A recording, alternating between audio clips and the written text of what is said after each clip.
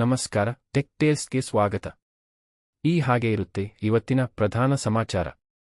ರಾಜ್ಯ ರಾಜಕಾರಣದಿಂದ ಹಿಡಿದು ಅಂತಾರಾಷ್ಟ್ರೀಯ ಮಟ್ಟದ ಪ್ರಮುಖ ಬೆಳವಣಿಗೆಗಳವರೆಗೆ ಇಂದಿನ ಬುಲೆಟಿನ್ನಲ್ಲಿ ಕಂಪ್ಲೀಟ್ ಮಾಹಿತಿ ನೀಡಲಿದ್ದೇವೆ. ಕರ್ನಾಟಕ ರಾಜಕಾರಣದಲ್ಲಿ ಡಿಕೆ ಶಿವಕುಮಾರ್ ಅವರ ನಡೆ ಸದ್ದು ಮಾಡುತ್ತಿದೆ. ಸಿಎಂ ಆದ ನಂತರ ಮೊದಲ ಬಾರಿಗೆ ಕನಕಪುರಕ್ಕೆ ಭೇಟಿ ನೀಡಿದ ಅವರು ಜೆಡಿಎಸ್ ಕಾರ್ಯಕರ್ತರಿಗೂ ನನ್ನ ಬಾಗಿಲು ತೆರೆದಿದೆ ಎಂದು ಹೇಳಿ ಅಚ್ಚರಿ ಮೂಡಿಸಿದ್ದಾರೆ. ಇತ್ತ ಸಚಿವ ಸಂಪುಟ ಸೇರಲು ವಿಫಲರಾದ ಹಿರಿಯ ನಾಯಕರ ಅಸಮಾಧಾನ ರಾಜ್ಯ ಸರ್ಕಾರಕ್ಕೆ ತಲೆನೋವಾಗಿ ಪರಿಣಮಿಸಿದೆ. ರಾಷ್ಟ್ರೀಯ ಮಟ್ಟದಲ್ಲಿ ವಿದೇಶಾಂಗ ಸಚಿವ ಎಸ್. ಜೈಶಂಕರ್ ಅವರು ಇಂಡೋನೇಷ್ಯಾದ ವಿದೇಶಾಂಗ ಸಚಿವರೊಂದಿಗೆ ಮಹತ್ವದ ದ್ವಿಪಕ್ಷೀಯ ಮಾತುಕತೆ ನಡೆಸಿದ್ದಾರೆ.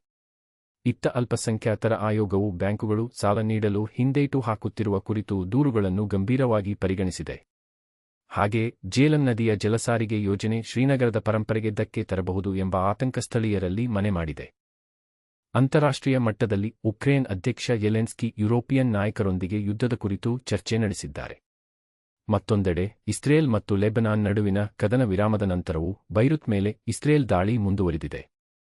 ಕ್ರೀಡಾ ಲೋಕದಲ್ಲಿ ಅಲೆಕ್ಸಾಂಡರ್ ಜ್ವೆರೆವ್ ಫ್ರೆಂಚ್ ಓಪನ್ ಗೆದ್ದು ಇತಿಹಾಸ ನಿರ್ಮಿಸಿದ್ದಾರೆ. ಇವಿಷ್ಟು ಇಂದಿನ ಪ್ರಮುಖ ಸುದ್ದಿಗಳು. ಇಂಥ ಹೆಚ್ಚಿನ ಅಪ್ಡೇಟ್ಗಳಿಗಾಗಿ ನಮ್ಮ ಚಾನೆಲ್ ಅನ್ನು ಫಾಲೋ ಮಾಡಿ. ಮತ್ತೆ ಸಿಗೋಣ ಟೆಕ್ ಟೇಲ್ಸ್ನಲ್ಲಿ. ಲೈಕ್ ಮಾಡಿ, ಶೇರ್ ಮಾಡಿ.